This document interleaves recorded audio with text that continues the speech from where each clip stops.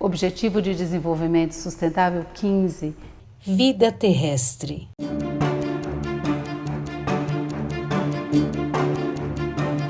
Os Objetivos de Desenvolvimento Sustentável são um apelo global à ação para acabar com a pobreza, proteger o meio ambiente e o clima e garantir que as pessoas em todos os lugares possam desfrutar de paz e de prosperidade.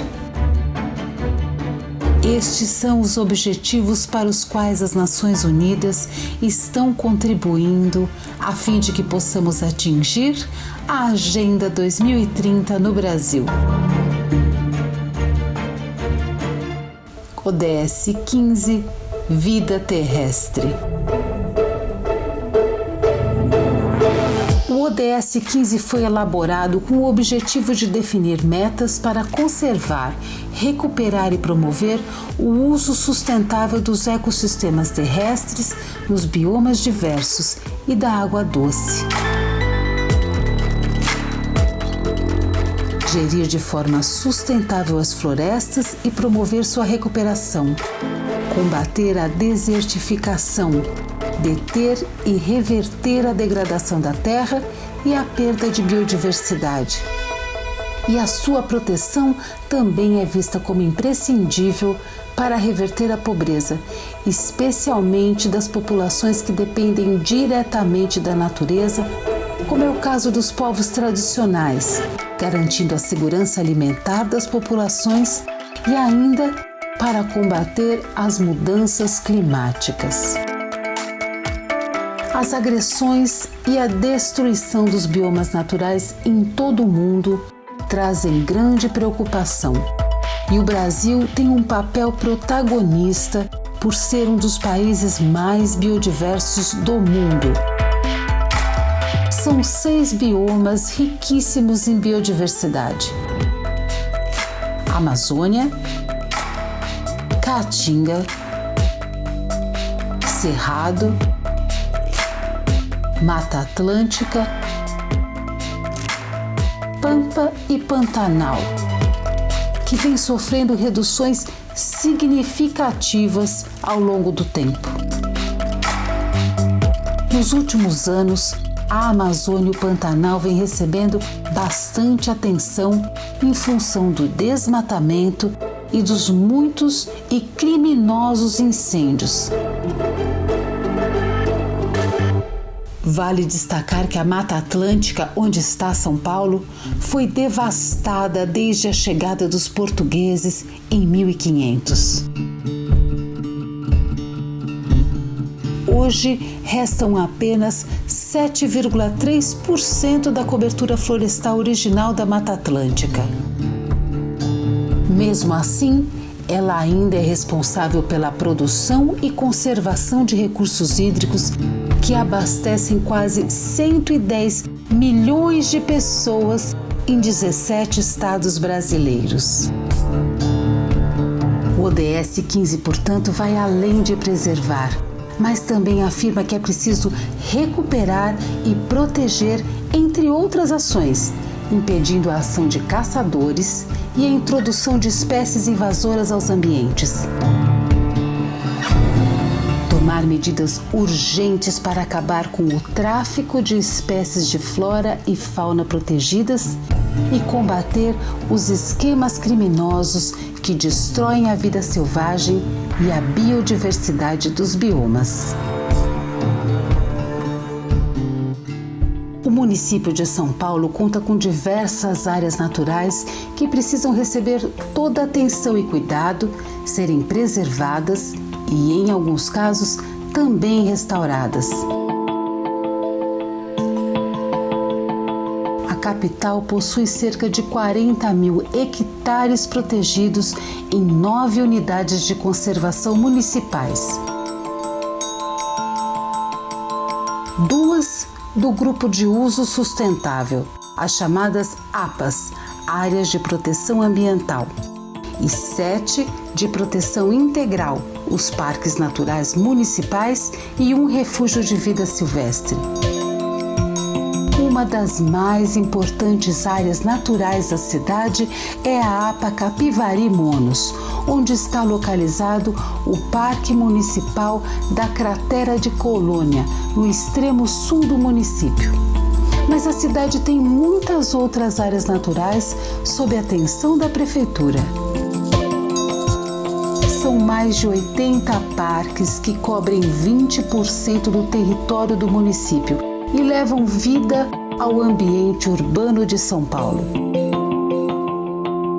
Alguns desses parques estão afastados do centro e são importantes reservas naturais com espécimes animais e vegetais do bioma Mata Atlântica, como o Horto Florestal e o Parque Estadual da Serra da Cantareira, ambos na zona norte da cidade.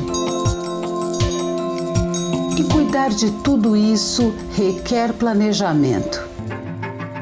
Para isso, a Prefeitura atua com o Plano Municipal de Áreas Protegidas, Áreas Verdes e Espaços Livres, o Plan Pavel, que tem como objetivo dar sustentabilidade ambiental à cidade, definindo uma política de gestão e provisão de áreas verdes e de proteção do patrimônio ambiental do município de São Paulo. As ações do Plan Pavel são direcionadas a todo o conjunto de áreas enquadradas nas diversas categorias protegidas pela legislação ambiental, de terras indígenas, de áreas prestadoras de serviços ambientais e demais áreas verdes da cidade.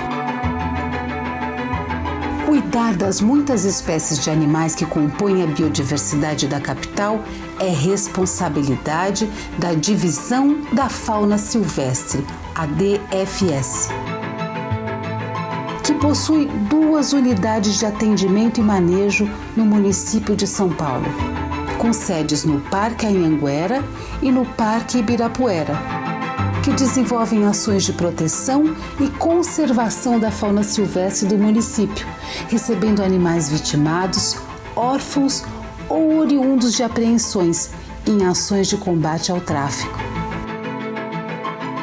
Em 2019, 31,43% dos animais resgatados foram reabilitados para a soltura. Mas não são apenas as áreas verdes que, assim como parques e praças, merecem a atenção do poder público. Todos nós sabemos como é importante uma cidade arborizada. As árvores contribuem para absorver a água da chuva, regulam o clima, tornando temperaturas mais agradáveis e deixam as ruas mais bonitas e agradáveis. São Paulo tem o Plano Municipal de Arborização Urbana, que faz a gestão e o planejamento da arborização para levar verde e vida à cidade conhecida por ser uma selva de concreto. O Plano Municipal de Conservação e Recuperação da Mata Atlântica é um projeto que aponta ações prioritárias e áreas para a conservação, manejo, fiscalização e recuperação da vegetação nativa e da biodiversidade da Mata Atlântica, baseando-se no mapeamento de remanescentes existentes na cidade de São Paulo.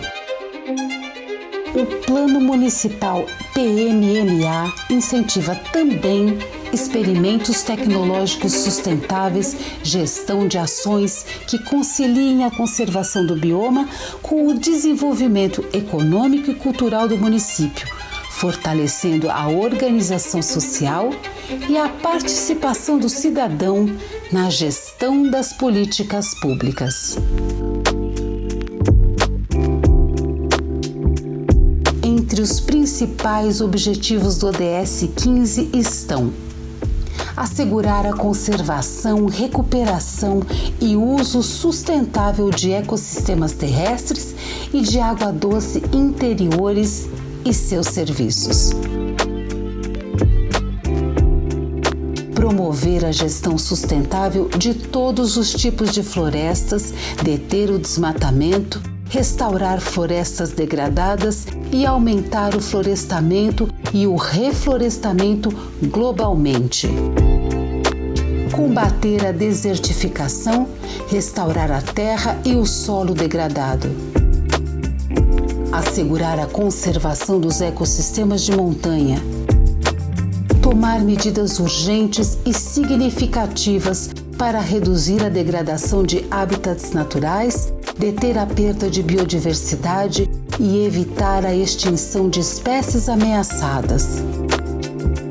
Garantir uma repartição justa e equitativa dos benefícios derivados da utilização dos recursos genéticos e promover o acesso adequado aos recursos genéticos.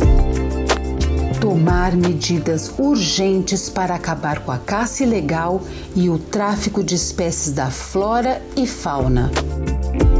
Implementar medidas para evitar a introdução e reduzir o impacto de espécies exóticas invasoras. Integrar os valores dos ecossistemas e da biodiversidade ao planejamento nacional e local, nos processos de desenvolvimento, nas estratégias de redução da pobreza e nos sistemas de contas.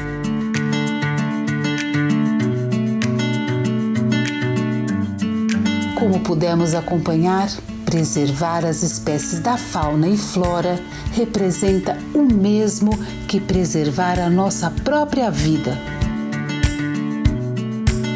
Frequente e cuide dos parques e praças de São Paulo. Você e sua família só têm a ganhar com isso, não é mesmo?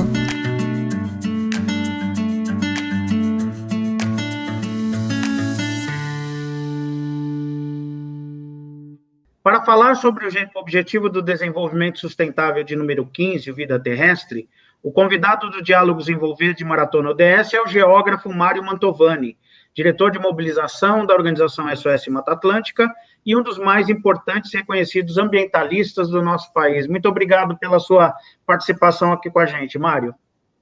Reinaldo, é um prazer, é muito legal a gente estar junto, falando desse tema que tem tudo a ver com o que a gente faz, né? Parte do nosso dia a dia, não só nosso, mas de toda a sociedade.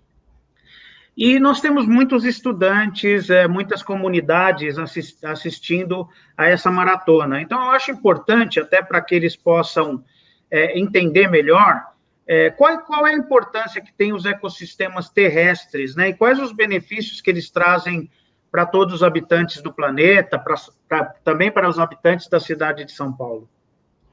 Bom, eu acho que o ambiente terrestre é aquele ambiente que foi onde se consolidou a sociedade nas suas cidades, na sua produção agrícola.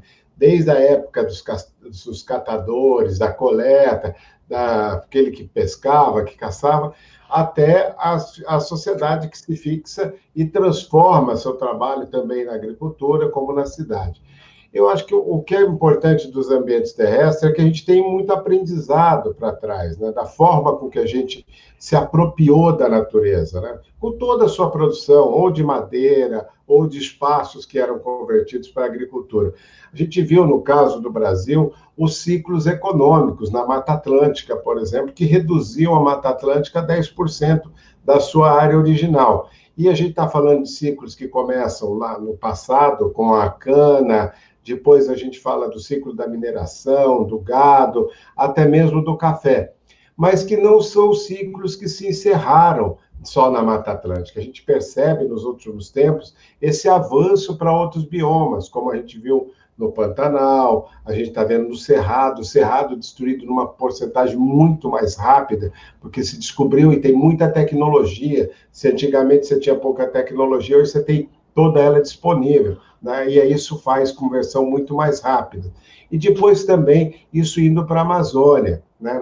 Naquela lógica perversa de estar, inclusive, substituindo áreas naturais que são reservadas, ou que seriam o que eles chamam de áreas devolutas. Bom, todo esse conjunto de pressão nas florestas faz com que essas ocupações terrestres, elas elas impactem muito, né? Inclusive nas cidades, com a expansão urbana, né? Nós tivemos uma população que mudou rapidamente do campo para a questão urbana, mas que continua se expandindo e demandando o campo, né? Demandando as coisas da floresta. A madeira, por exemplo, hoje na Amazônia, 80% da madeira extraída lá vem para os grandes centros, como a região sul-sudeste.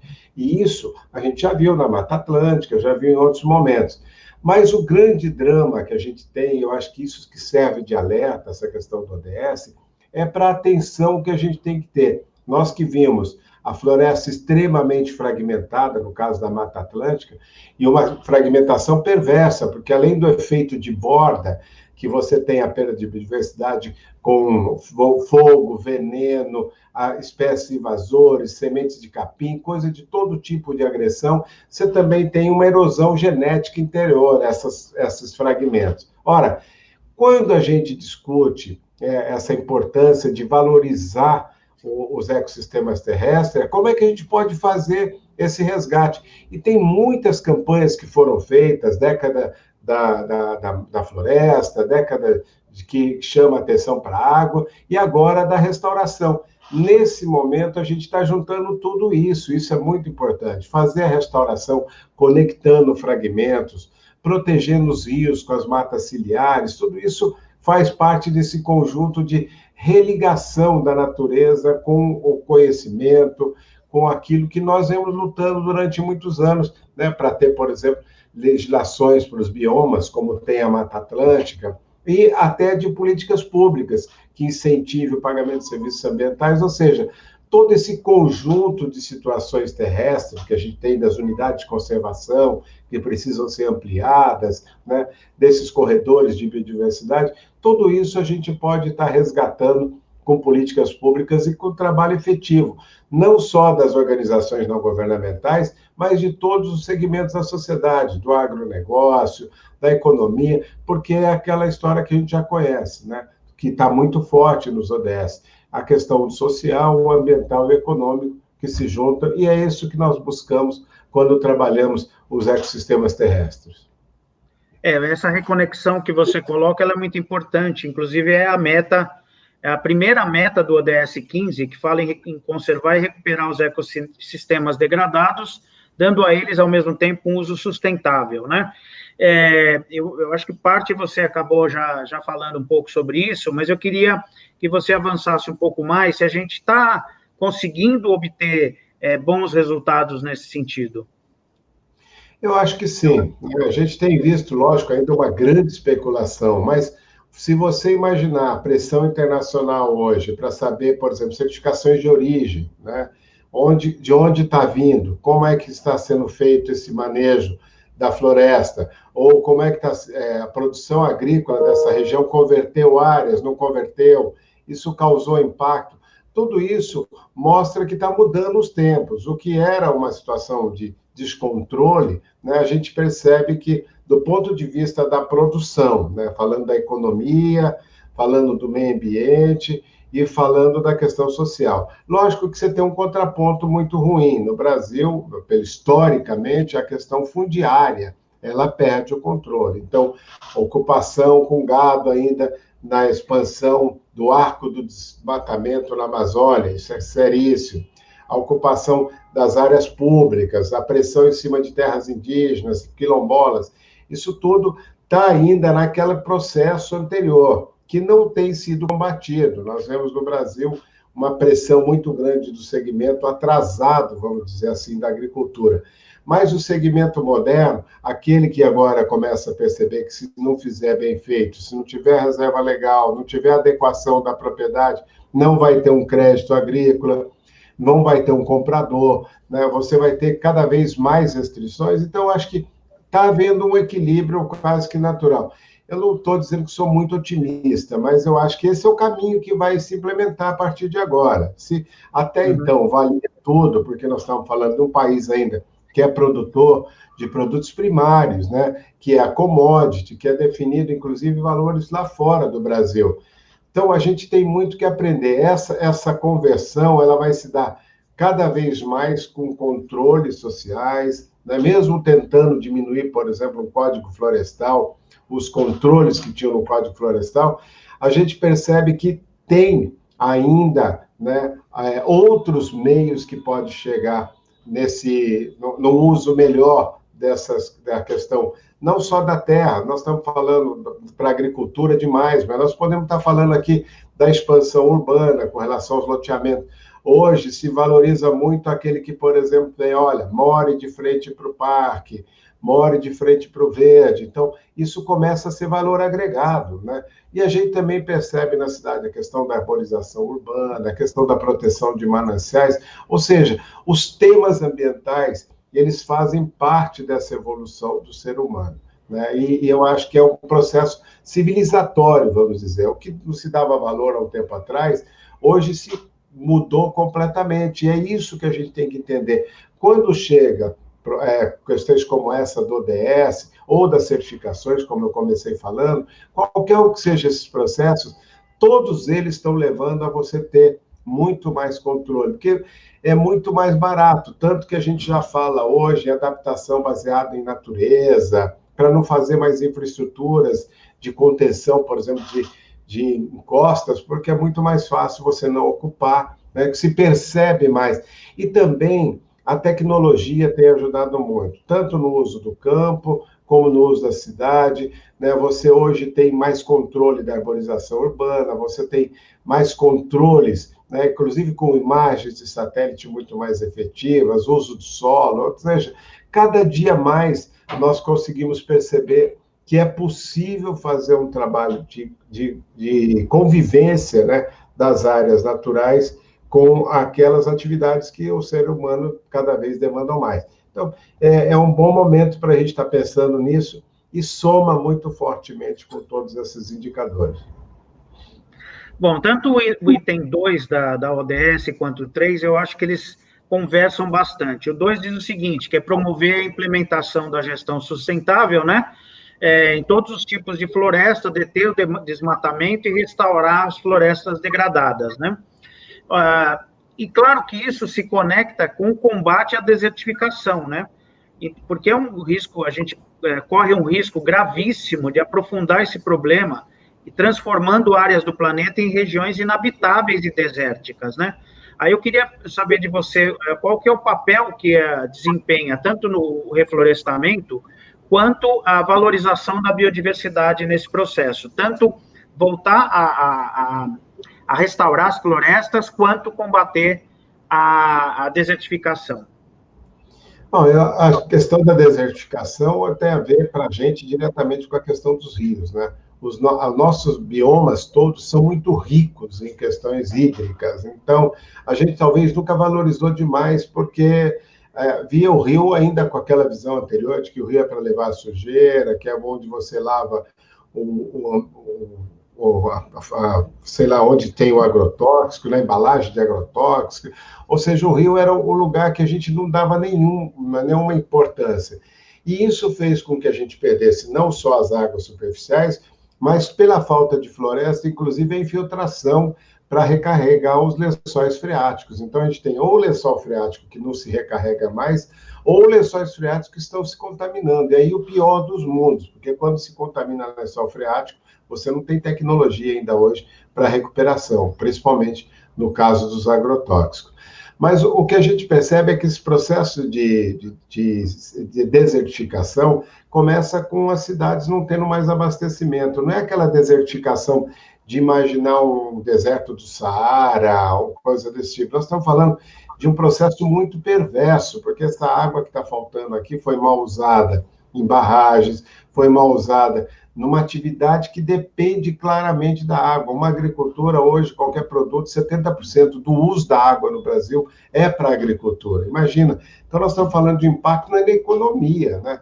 Não é aquele deserto de areia, mas é um deserto que vai ter com fauna, com problemas de ocupação da região, de perda de produtividade. Então, você vai perdendo muito das características daquela floresta, daqueles benefícios ou dos serviços que a floresta produz. Então, esse processo de desertificação, ele começa assim. Talvez ele vai um dia chegar lá naqueles processos mais severos, como a gente já vê, por exemplo, no Rio Grande do Sul, em regiões que têm dunas. Então, você percebe um processo muito grave. Tirando a proteção da duna, você acaba não conseguindo recuperar essas áreas.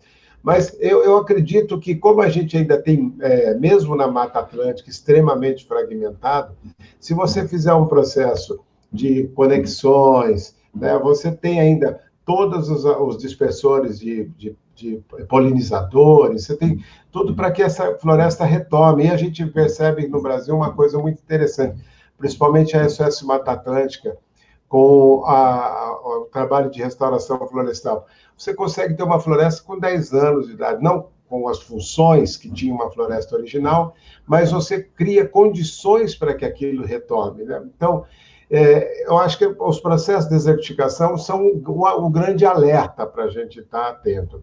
E o outro processo que é da restauração. Esse é o que a gente vai ter que conviver. Essa década da restauração, que está sendo disparada agora, ela vai ser talvez o grande momento. Os compromissos do Brasil, por exemplo, era aquele de restaurar 12 milhões de hectares no Acordo de Paris ou no Acordo do Clima e recuperar 50 milhões de pastagem. Isso muda o contexto de a gente estar falando de restauração, né? Isso tem a ver com a questão do clima, tem a ver com a questão da água, tem a ver com a questão de evitar processos erosivos que levem, talvez, aí, a uma desertificação. Então, acho que a gente tem que dar muita atenção em todos esses. Olha como eles são importantes, né? Não tem nada que não é conectado nessa questão dos ODS. E outra conexão importante é a questão das espécies, né, que são fundamentais para os ecossistemas terrestres, muitas delas em processo de extinção, e são pontos importantes levantados pelo ODS 15, né, que é interromper, né, evitar a extinção de espécies ameaçadas. Como é que você vê essa questão, que é a recuperação das florestas, mas também evitando essa perda da biodiversidade e a perda das espécies? Eu acho que esse é o grande desafio, né? Quando você fala em áreas extremamente fragmentadas, a gente falou aí de uma erosão genética, por exemplo, e as espécies que são muito mais ameaçadas. Talvez não no processo como a gente estava antes, né? Que era da caça, de processos de ocupação acelerada de regiões, mas hoje tem problemas seríssimos, como, por exemplo, contaminação com veneno, até começa com abelha, mas a abelha tem impactos depois em outros insetos, e você vai... como a gente fala, a vida se dá em cadeias, né? Cadeias de vida, né? Então, se você perde o topo de cadeia, é um indicador. Se você perde, às vezes, desde da espécie mais simples, né, você causa esse impacto. Eu lembro que uma coisa que me chamava a atenção, e eu ficava muito impressionado, era assim, para cada espécie que se extingue, outras 50 vão no mesmo caminho, né? Lógico que a gente está falando de um país mega diverso, então fica parecendo assim, coisa piegas. Vocês estão se preocupados, como o pessoal diz, com esses bichinhos, vocês estão preocupados com, sei lá, proteger mico-leão, esquece de gente. Não é questão disso. Essa espécie ali é uma espécie indicadora da qualidade ambiental daquele lugar. Essa espécie pode ajudar a recuperar e se tornar mais barato um processo de recuperação. Então, a manutenção das espécies, o conhecimento é importante. E aqui, Reinaldo, acho que uma das coisas que me impressiona nos ODS é a questão da ciência. Não se pode negar a ciência. A ciência é que faz a gente entender, interagir, gostar, perceber, né, fazer, né, ser desafiado. Eu acho que vem tudo isso junto com a ciência. É o que a gente está fazendo, por exemplo, quando mantém um centro de experimentos florestais, que a gente, cada planta que está ali, por que a gente tem tantas espécies, por que tem primárias, por que tem as secundárias, por que tem o clímax, qual o papel dela. Isso vai fazer com que você consiga a diversidade do ponto de vista vegetal, mas você também traz a gente percebe nos trabalhos de recuperação de uma pastagem, como a gente fez, você tem ave e fauna, você tem a fauna, você tem tudo que começa a atrair, porque cada vez foi ficando mais isolado e se perdendo rapidamente esses espaços. Então, esse papel que a gente começou lá falando, da reconexão, da biodiversidade, da forma de atuar, de reconhecer cada um desses pontos, é isso que, no final, vai fazer a diferença quando a gente estiver trabalhando com as questões ambientais. E os indicadores estão aí, como eu falei na ciência, né? Nós vamos trabalhar o quê? Nós vamos trabalhar a recuperação, ela tem que ser integral. Tem que ter o espaço da fauna, tem que ter o espaço da flora e tem que ter esse espaço humano da nossa intervenção, não como um problema a mais para a natureza, mas como que consegue interagir e promover essas recuperações e promover essa proteção do que já temos, né, para que a gente não tenha que depois ficar correndo atrás de um prejuízo que a cada dia que passa isso fica muito mais complexo de se fazer. Olha, você chamou a atenção para a questão da ciência, né?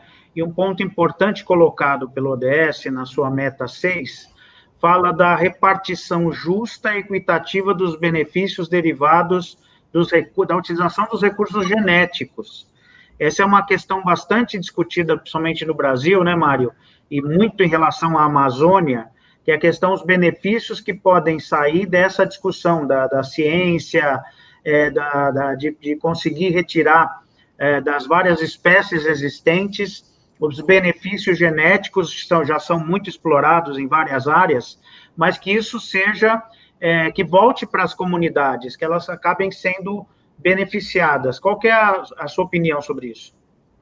Bom, esse tem sido o nosso esforço muito grande com relação a políticas públicas. Toda a legislação que a gente busca trabalhar, né, tanto na lei da Mata Atlântica, como na proposta da lei do Pantanal, ou mesmo pensando aquelas legislações que estão incidindo sobre o meio ambiente, mesmo de um código florestal, tem sempre esse lado de garantir que haja essa repartição de benefícios. Acho que isso é talvez o papel mais importante, que nós não valorizamos, porque tem muito disso que nós vemos hoje, que é resultado desse conhecimento tradicional, empírico, e que alguma coisa demorou muito para a ciência acompanhar. Talvez a gente tinha mais informações sobre as nossas florestas do Botânico de Nova York, da Europa e outros lugares, e não se tinha aqui.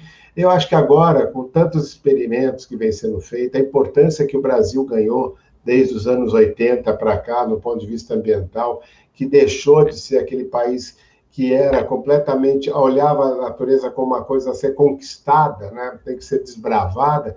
Nós hoje estamos falando como é que a gente vai conviver com ela. Olha, uma meta importante também que é colocada, se fala da questão dos esforços globais, ou seja, não é uma coisa que se restringe ao Brasil, mas na maneira de coibir a caça ilegal e o tráfico de espécies protegidas. Esse eu acho um problema bastante sério no Brasil, né? Em relação principalmente, talvez até nem também a caça, mas principalmente o tráfico de espécies, né? Esse é um traço cultural, né? A gente no Brasil tinha isso. Meu pai tinha pássaros em casa, imagina, e trocava como se fosse uma moeda de troca, né? Eu tenho essa espécie, e se gastava às vezes o dinheiro que tirava da comida para ter isso. Isso era muito comum no interior, em todo o Brasil, praticamente. Então, a gente traz muito isso. E isso virou o que alimenta um pouco esse tráfico. E depois também a falta de fiscalização, a falta de entendimento, porque todo mundo sabe onde é que se... você tem rotas que já são completamente mapeadas, tem feiras que se conhecem no Nordeste, no entorno do Rio de Janeiro, em torno de São Paulo, todos os lugares já se conhecem onde tem esse tipo de atividade ainda completamente ilegal e é uma coisa imoral, né? Antiética com a natureza e com o próprio ser humano. Então, eu acho que trazer esse tema sempre é muito importante, porque a gente vai estar vendo falar. Às vezes, eu fico até preocupado que a gente percebe, assim, muita atenção para a questão de cães e gatos, né? Que está presente no dia a dia, mas não se percebe no tráfico o mesmo problema. Eu acho que esse tema vindo agora, ele chama a atenção para esse problema, que é gravíssimo, e vai exigir talvez a mesma mobilização, a mesma atitude que a gente tem com relação aos animais, aos pets, que a gente pode dizer assim, né? E com o bem-estar animal, que a gente viu sendo conquistado ultimamente, mesmo com aquele abate que a gente já conhece, do gado ou da própria ave, isso também tem que chegar a acabar o tráfico no Brasil. Não tem nenhum sentido. Não quer dizer que a gente tem essa grande biodiversidade, que isso pode ser disponibilizado de forma criminosa, ilegal, né? Não tem sentido e a gente tem que estar atento a isso. É muito bom ter esse ODS despertando para esse tema. Uma coisa importante que você colocou em relação a cães e gatos, né? A gente vê um aprimoramento dessas leis, né, que são muito bem-vindas contra os maus tratos, né, aos animais domésticos, sem dúvida, mas, por outro lado, as nossas leis, elas não são muito brandas e permissivas em relação às espécies nativas e silvestres? Eu acho que ficou, depois da lei dos crimes ambientais, não tem mais lei branda, né? Tem a execução da lei que ainda é branda. Então, você pega um cara, 10 vezes foi pego fazendo tráfico, ele ainda paga a cesta básica. Então, isso não tem sentido, isso incentiva a fazer o tráfico. Mas, cada vez mais, a gente tem mais informação, tem gente fotografando, trazendo o lugar, o detalhe, e isso tem feito com que a gente possa ter uma atuação muito melhor. A lei dos crimes ambientais do Brasil ela é suficiente para enquadrar qualquer caso, né? Uhum. Nós precisamos de uma boa execução da lei, é mesmo como todas as outras leis. A Meta 8, ela fala da implementação de medidas para evitar tanto a introdução como reduzir o impacto de espécies exóticas, né, invasoras nos ecossistemas terrestres e aquáticos, né? Por que, Mário, esse é um grande problema? E como é que a gente pode classificar o que é chamado de espécie exótica? Bom, exótica é o que não é daquela região, vamos dizer assim, né? Valorizar os endemismos, a gente já consegue saber onde estão hoje, coisa que a gente tinha dificuldade, às vezes, de entender, né? E mesmo assim, você vê uma lista de espécies ameaçadas hoje, que tem aí essas áreas endêmicas, não são reconhecidas pelo próprio governo. Então, mas a ciência já traz isso, né? Então, saber fazer o controle dessas áreas é muito importante. A gente viu o que foi, por exemplo, a história que se conta, não sei se é isso, né, dos capins que vieram da África, desde os navios negreiros, e que depois tomaram conta, porque eram extremamente vorazes, fortíssimos, né? Não admitiam nem capacidade de competição da própria natureza. Então, ficar atento a isso, a gente está vendo com o mexilhão, dourado, nas águas, todas essas espécies, a gente vai ter que aprender a combater e evitar, né? Eu acho que esse é um tema muito importante e tem um custo muito alto para a sociedade, esse tipo de coisa. A gente continua fazendo alguns problemas, né, com relação a isso. Ou para o bem, né, como algumas outras espécies que adaptaram rapidamente, a manga, sei lá, alguma coisa desse tipo, mas você tem uma questão, por exemplo, do que foi com o cacau, que trouxeram a vassoura de bruxa para acabar com a produção numa região como a da Bahia. Esse ODS, ele fala muito da participação das pessoas, né? O apoio às comunidades que vivem nos ecossistemas para que elas sejam uma aliada da preservação e não destruam a floresta para poder sobreviver, né? Quer dizer, uma maneira de utilizar a floresta para reduzir a pobreza. E também se fala da questão de se mobilizar recursos financeiros, né? E muita coisa ligada também ao chamado manejo florestal sustentável dessas florestas. Como é que você vê a importância de se trabalhar com as comunidades, com ribeirinhos, com quem vive próximo às florestas? Não reconhecer essas comunidades seria determinar não só o fim da floresta, o fim da humanidade, né?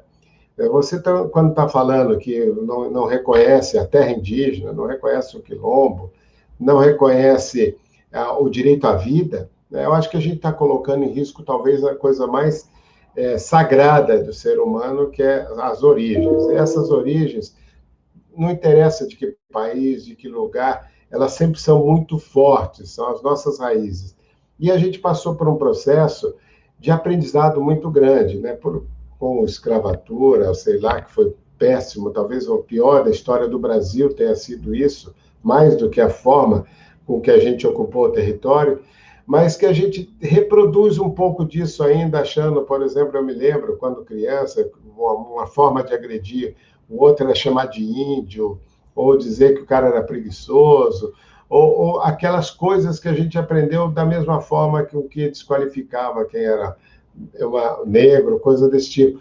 Eu acho que isso talvez foi um grande pecado do Brasil. Talvez por isso hoje a gente não reconheça as desigualdades, talvez por isso hoje a gente não reconheça que há racismo, E aí a gente fala hoje do racismo ambiental. Ele é tão estrutural quanto isso, né?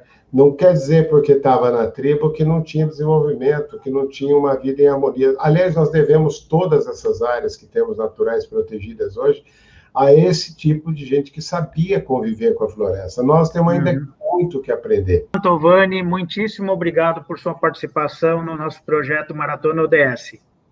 Grande! Pô, eu fiquei tão emocionado com essa história de poder dizer essa reflexão e vendo o que está acontecendo hoje, isso é tão legal a gente poder estar fazendo isso junto. Não, é muito bom. A história do ODS não é aquela coisa automática, mais uma onda da ONU lançando isso. Eu lembrei aqui agora de 72, quando a gente falava de pensar global e local. Olha como isso é tão atual. Né? Uma grande evolução. Tão atual quanto o ODS. Se você pegar aquilo que a gente falou, são valores humanos, são valores de civilização. Então, ele tem o mesmo peso que tinha quando você falava e entendia o que era essa primeira conferência do meio ambiente. E depois, quando a gente foi participando, né, do nosso futuro comum, do documento, todo o ECO 92, a gente tem variações do mesmo tema, mas cada vez esses pesos são mais importantes. Então, é um pouco disso.